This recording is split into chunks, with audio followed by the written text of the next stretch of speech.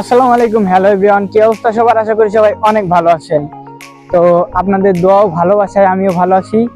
তো আজকে চলে আসছি হচ্ছে আপনার লিবিয়ার জরুকে।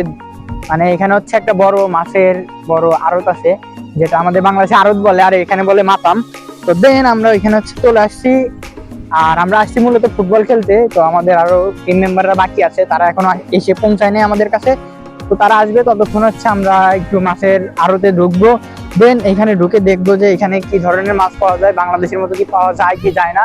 তো এই যে আরো ভাই বিরাদার আছে, এই যে সামনে যাচ্ছে তিনজন, দেন এদিকে আছে আর একজন, আর এদিকে যে সাগর দেখতে পাচ্ছে না, যে এটা হচ্ছে লিবিয়ার সব থেকে বড় সাগর, আসলে ঘুমন্ত সাগর নামে যেটা পরিচিত সব থেকে। আর এইখানে হচ্ছে যে ভাই ব্রাদার যাচ্ছে, তো তাদের সাথে এখন মাছের মাতামে ঢুকবো, মানে আড়তে ঢুকবো। তো আড়তে ঢুকি, আড়তে যাওয়ার পরে দেখি যে আসলে পরিবেশটা কেমন, দেন এদিকে মানে কেমন কি মাছ পাওয়া যায়। তো সবকিছু মিলিয়ে আসলে মোটামুটি সব দিক থেকেই বেটার। তো আসলে যারা লিবিয়াতে থাকে তাদের সবসময় সব জায়গায় বেড়ানোর সুযোগ হয় না। আজকে সুযোগ পেয়েছি, আজকে বের হয়েছি, দেখি কি অবস্থা। তো গাইস, এই যে আমরা চলে আসছি মাছের আড়তে।